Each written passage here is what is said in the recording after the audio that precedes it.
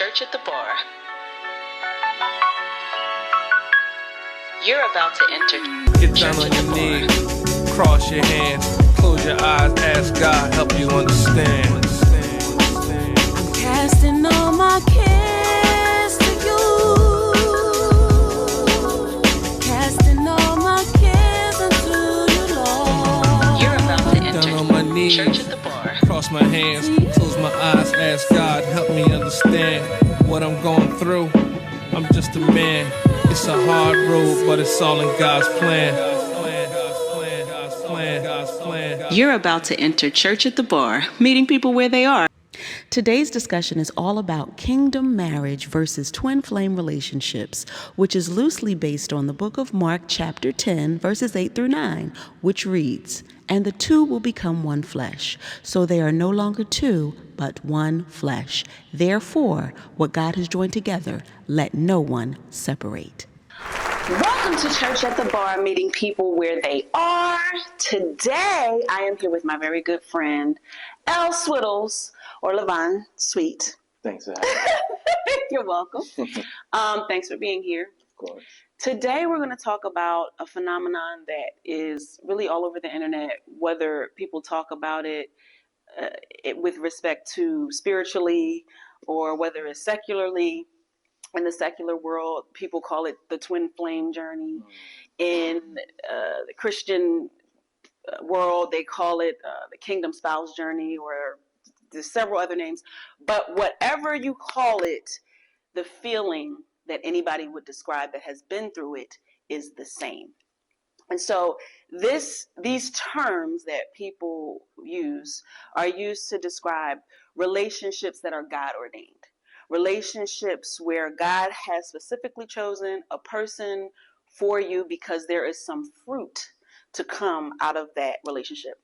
Now, biblically, a lot of people argue now that it's not a biblical thing because there's no term called kingdom spouse in the Bible, which is true. There's no term called kingdom spouse, but definitely in the Bible there are relationships that it is clear needed to come together, because if not, certain things wouldn't have happened. So when you start from Genesis and get all the way to Revelation, you come to the conclusion that without Adam and Eve, there would have been no Abraham. Without no Abraham, there's no Noah. Without no Noah, on down to the generations, there's no Jesus. Without no Jesus, there's no salvation, etc., etc. The same would go for if we're talking about anything else. If Martin Luther King's parents never got together, there's no civil rights movement in the same way that we know it. If Barack Obama's parents never came together, there's no first black president.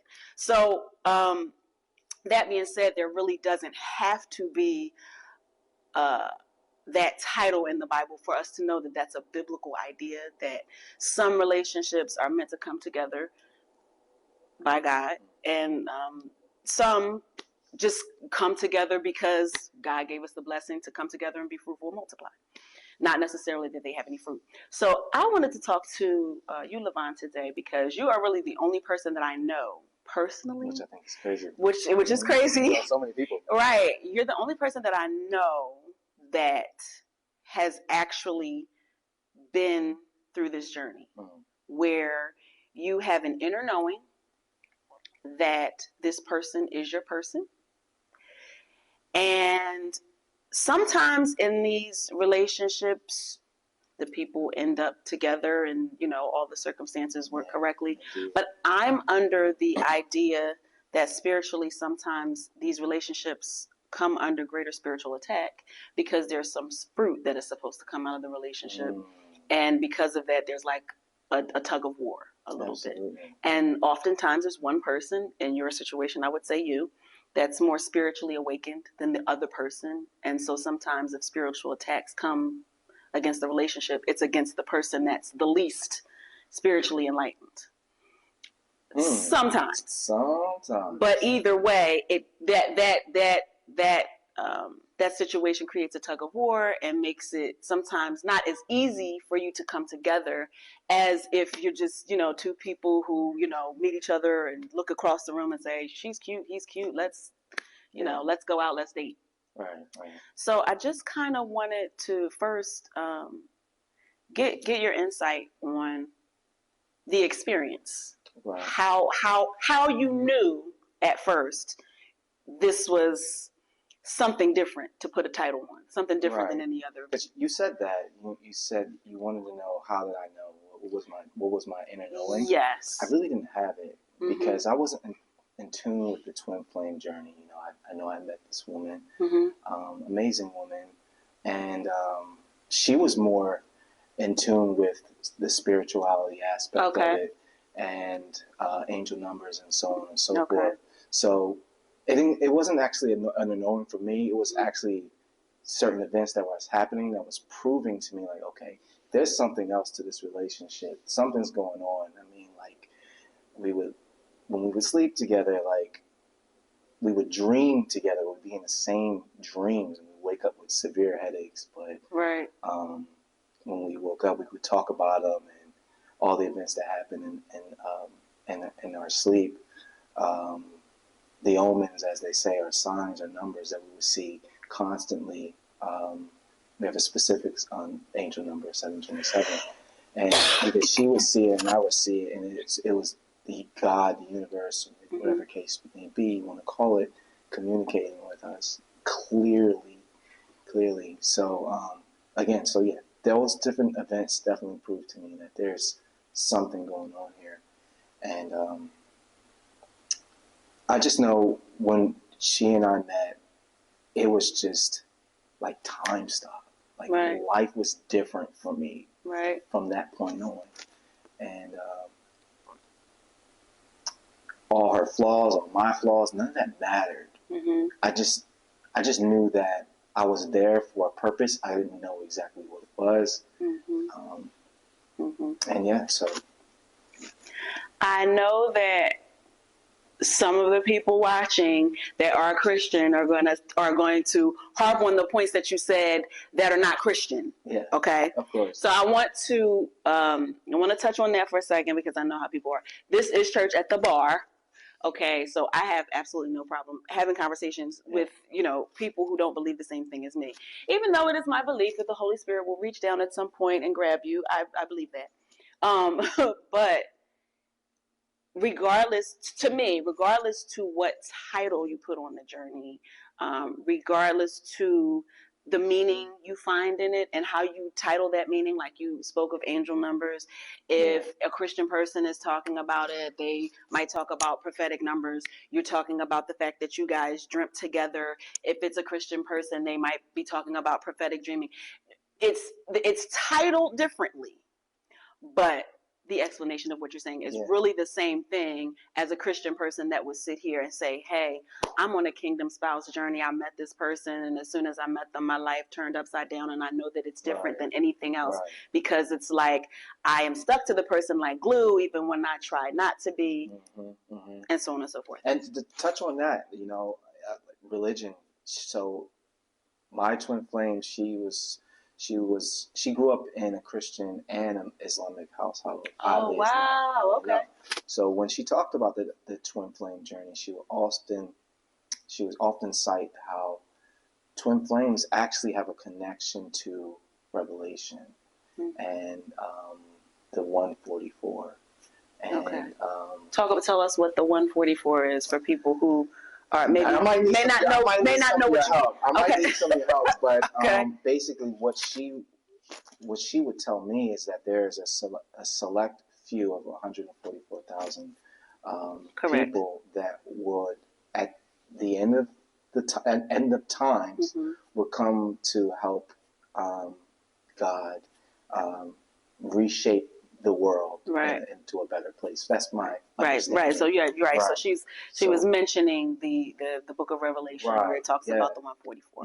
Right. So in her mind, basically the meaning that she placed on the relationship is that it's spiritually connected to that. Yes, absolutely. Okay. Absolutely. And our angel number 72 is divisible by 144. So it's like very interesting. And so, how did you guys come to that number? How did we come to that number? So early on in our relationship, I took her out on a date, right? And I had booked this hotel, Mm-hmm. and it was one of those moments where like time stopped. Wasn't even paying attention to it. It was the first time we actually noticed the number, but we spent the night in the hotel, Mm-hmm. and it's like we closed the door and we let God in. And every issue we had internally, Mm-hmm. all our flaws, all our problems, um, we just communicated them. She was very open. I was very open and honest. We were honest with each other, and man, it was like the world stopped, honestly. And that morning we left. We closed the door. You checking out. Right. But I happened to notice on that door Mm-hmm. was room Was the number? 727. I'm like, no way. And since that, we took a picture of it. Didn't think about it. Since that day, we would see 727 Wow. everywhere, Okay. doing anything, and it was a message to us. If we were arguing with each other, we would see 727 as a sign that, like, Wow. continue talking. Wow. It out. Okay. So I want to shift gears for a minute because you have thus far talked about basically the goodness of such a relationship. Yeah. The meeting a person that you feel like essentially I'm going to say the other half of you. Like it's a feeling like you're meeting yourself. Absolutely. Right. Absolutely. So all of the emotions that come along with that are not all good. No, right? No. So in fact, I would say, most people think this is something they desire. Like, right. I want to meet my kingdom spouse. I want to meet my God ordained spouse, and we're gonna frolic in the field and live happily ever after. That's not really that's not really what it is.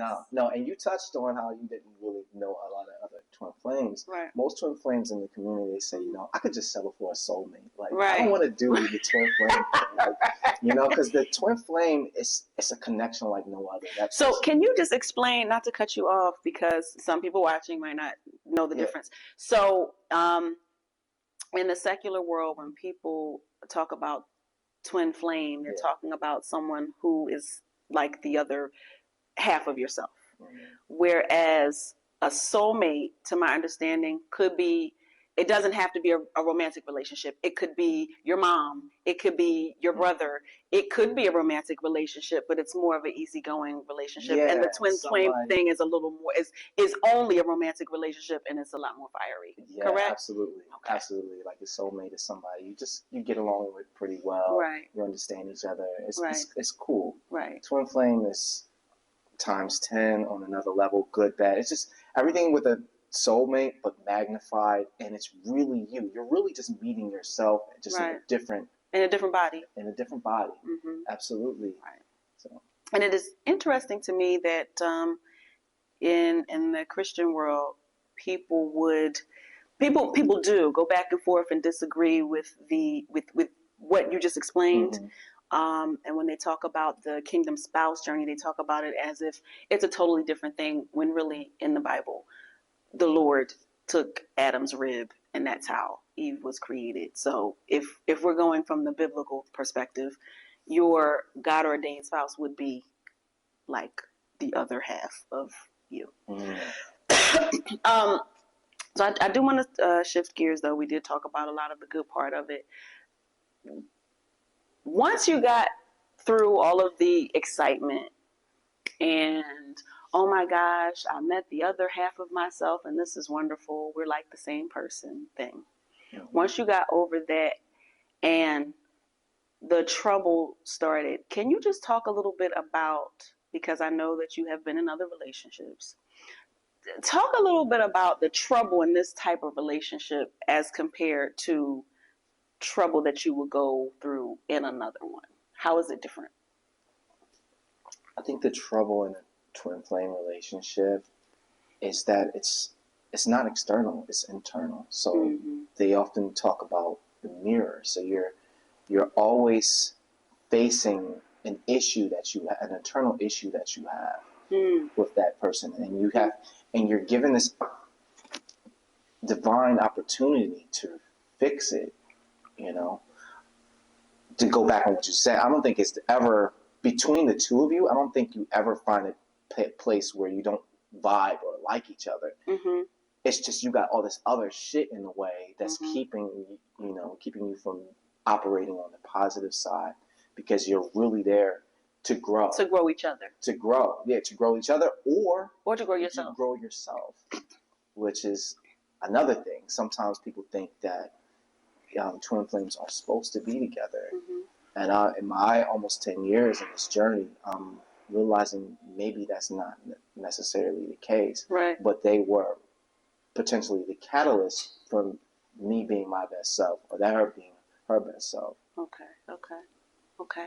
So would you say then it's like between the two, if you've met who you would call your twin flame, I would say kingdom spouse, whatever, it's all the same. You met this person as compared to just some other person that you meet that you have any other relationship with. The storms that you go through between the two would be the difference in a regular rain and a hurricane. Would that? Yeah, that's comparable. Yeah. So the storms feel more like a hurricane. Maybe not because necessarily you and that person inherently have more problems, but because you're so connected, it's like you can't help but have more friction. Yeah, and oddly enough, even though like the storm is heavier with the twin flame, you still find it within yourself to stick it out and figure it out, versus any little drizzle with someone else, you ready to bounce. It's like, I'm not dealing with this. Like, you don't feel like that, because that connection is not as intense. You don't feel the need to stay. Right. Right. That's an important point, because a lot of times people that I talk to about relationships and people that, want to get married one day, they'll say, it's better to I would rather just be in a relationship with somebody where it's not that intense. But to me, if you don't have a certain level of intensity, when certain storms come, because you're like, okay, well, bye. It's nothing. There's no glue. There's no glue at all, man. And like you said, I think that's super necessary, because, over time, all the glitz and glam or whatever, or the early stage butterflies, if you will, puppy love, whatever you want to call it, all that shit fades. But what do you have when all that subsides? Right. And that twin flame journey, you just feel vastly connected in all ways, and all the material things don't matter. And everything that you thought mattered. If that person might not even be like your type. Right, you know what I'm saying? They might not hit. It's not that they're not beautiful or anything. They're not the normal person that you would go for, but it don't matter. Right. Like, they can be imperfect and be perfect in your eyes. Or it could be in a certain area, right? It could be like, normally you like tall girls, she's a little short. Normally you like girls your age, she's like older than you or something. Or whatever. That's what it is. Like a decades difference in time or whatever.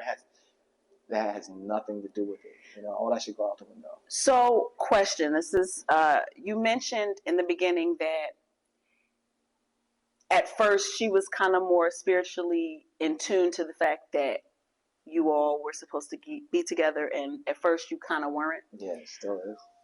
Yeah. How did you get to the point, or when did you get to the point where you realized that, oh, wait a minute, I'm supposed to be with this person? 3 years in, and it rocked her world, really. Both of our world, but really, really kind of devastated. Really? Yeah, because it was in this. All right, so for me, this gets a little bit personal. Yeah, let's get a little personal. Not to, because this is what this journey is about. Right, and so that it can help somebody else that might be literally looking in the face of the person that God has sent specifically here for them, and they can't see it. Tell us about exactly, as comfortable as you are with that, so how that happened. For me, like I've been like a serial dater, right? So I think from like 16 to 33, I've only been in like serious relationships, right? That's true. So I didn't get a chance to really know myself and learn who I was. Okay. And when I got with her, Mm-hmm. when I was like about 30 or something like that, I realized like, oh man, I could be with this girl for the rest of my life, but I don't feel like I'm the man that I want to be. So it was immediately, it was like, I gotta get my shit together. Like I gotta fix certain things, or if there's certain experiences that I want to have, I need to go do that before I stay here. Wow. And for her, it was devastating because it was like, yo, you can't feel all this. I get it. So for you, Yeah. it wasn't really that you did not notice that this person was for you, but you noticed that you weren't ready at the time. Like you didn't have everything that you felt like you wanted to have as a man. Yeah, exactly. To receive this type of relationship. Right, exactly. Like prior to her, like other relationships I was with, I'm like, okay, you're just kind of going through the motions a bit. You know what I'm saying? You're like, okay, eventually, this probably is not going to last, but I'm here or whatever. There's nothing about this relationship that was pushing me to really be better. Right. And then I meet this person, and it's like, yo, it's do or die. It's now. Like we gotta, you gotta get it right. You know? Right. So when you came to the conclusion that you just were not ready to receive this level of relationship, how was that for you? Like, what were you expecting? Because I feel like if you had totally known at the moment, then perhaps maybe you wouldn't have had a conversation with her about not being ready. That would kind of like break you up. You know what I mean? I feel like there's levels to the knowing sometimes, especially if you're not the one that's initially the person that knows right away. Because even though we live in a cancel culture that feels like you can, replace everything and everyone, you really can't replace everyone at all, especially not the one for you. Because as the Bible says, the hairs on our head are numbered. And we all are fearfully and wonderfully made. So even though you might find somebody that looks similar to her or looks similar to you, our spirit is very different. And your spirit might not connect with this girl's spirit the same way as this one over here. It's different. Yeah, it's like puzzle pieces. Like, listen, once you see, you can't unsee. Once you have this experience, it's just other relationships don't move you the same. No, it doesn't compare. It doesn't compare. So you think, I'm just going, you know what, fuck this. This is too much for It's okay. It's church at the bar. I mean, sorry audience. Sorry. People curse in the world. We're sorry. Go ahead. But, screw this. Right. I'm just going to do something else. I'm going to get, some other simple relationship. Right. And you find out that relationship don't move you the same. So for those who don't know, Levon and I went to elementary school together. And so we reconnected because I was in the studio one day and the engineer was like, oh, I'm going to have this great producer to come and help us out, and he's just wonderful. I think the energy is going to be fantastic. And I'm sitting there in the studio waiting, and then the door opens and I turn around. I'm like, I know you. Where you been at? So that's how we reconnected. But that's a lot of how the journey is with a God ordained spouse, a kingdom spouse, a twin flame, whatever you want to call it.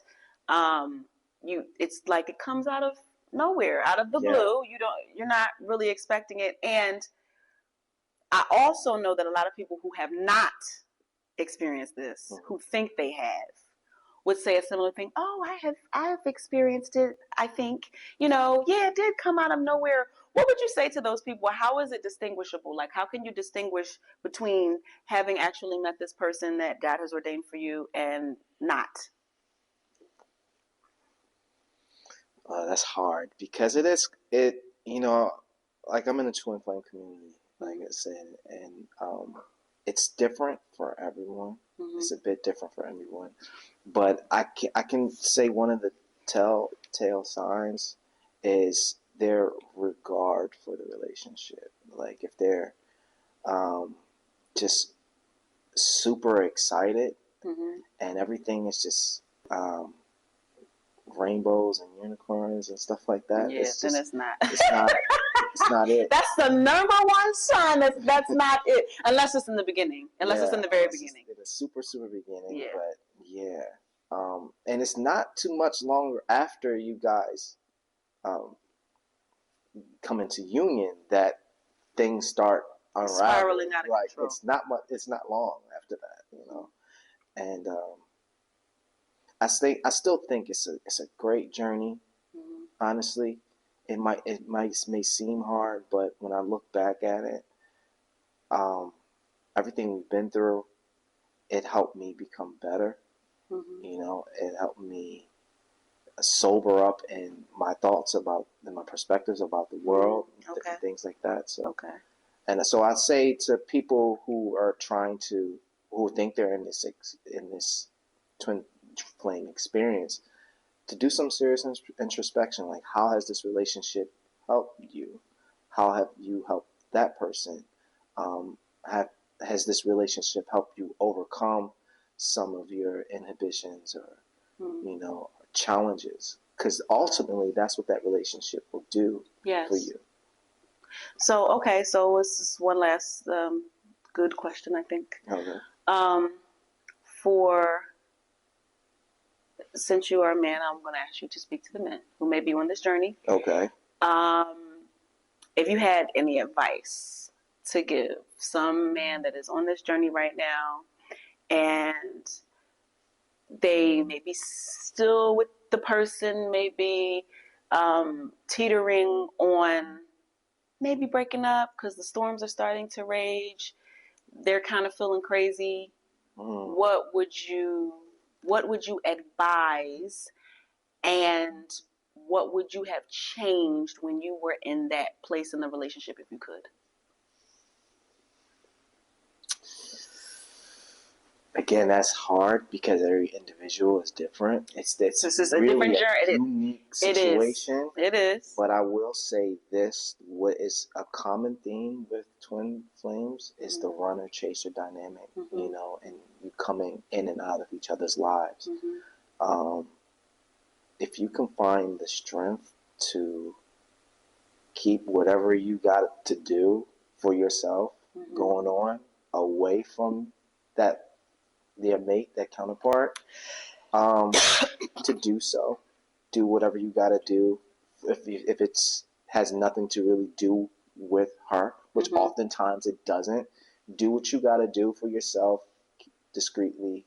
Come back, because at the end of the day, it's still a woman. It's still another person. It's still another individual you want to maintain a relationship with. And I think for me, the mistake that I made the most was I said too much about what I had to do for myself.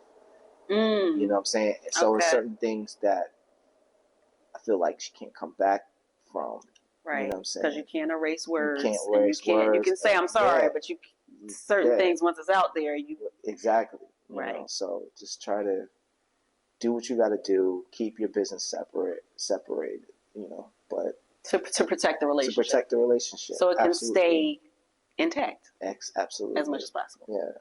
I think that's great advice. That's excellent advice, actually. Yeah. Well, just as a footnote onto that. Okay. Because you spoke to the gentleman, I will say to everybody, even though you and you wouldn't consider yourself a Christian. Right. I wouldn't consider myself having ever been on a twin flame journey. I wouldn't call it that because I'm Christian. I would call it a kingdom spouse journey. I would say God ordained spouse. But like I said, it does all mean the same thing. And I would say that the greatest lesson is that people can't be replaced. That what the Bible says is true, that all the hairs on our head are numbered, and that we are all fearfully and wonderfully made. And when you start to respect the individuality that the Lord placed in each and every one of us, then you get to respect the fact that you can't just throw people away, despite what the world would say. Absolutely. And so even though technically you could replace, in theory, another person, technically I could date you and break up with you and get with someone new, vice versa. That connection that is created with this person as opposed to the next cannot be duplicated. And so I think that people in relationships, period, even if they're not on a kingdom spouse journey, even if they're not on what they would call a twin flame journey, should have more respect for relationships and what is created when people come together. Because ultimately, if I come together with you and we have a child, that's going to be a totally different spirit than a child that I would have with someone else. Can and I a ask you a whole different question? outcome. Yes. How did you come to the name Kingdom Spouse? Well, it's a term that in the Christian community, it's a term that they use to to define that sort of relationship. Kingdom spouse is one, and they also call it God ordained spouse. It's the same thing. It's under the thought that God creates everybody, and God, if we go from the biblical perspective, it's not necessarily that there is someone for everybody, because some people have a different purpose than to be in relationships. But some people God has specifically made for each other so that a specific fruit can come from their relationship. Sometimes the fruit is children that are going to do something, special that God has for them to do. Yeah. Or sometimes it could be that the person they're going to connect to is going to help them grow in an area that they need to, so that they can do something that God has for them to do in this life. But whatever it is, there's a fruit. Absolutely. It's funny you say that, because I always felt like, well, I would actually say to her, I was like, yo, we supposed to have a kid or something. Like, I keep feeling There's like why do we keep coming back to this? There's fruit. There's a scripture in the know? Bible that says you will know them by their fruit. Yeah. And to me, that goes for a lot of things that you would talk about in life, especially in this type of journey. Because if anybody were to ask me, how would you know if you're on this type of journey or not? You will know it by the fruit. So, with that being said, we thank you for joining us at Church at the Bar, meeting people where they are. Until next time, bye.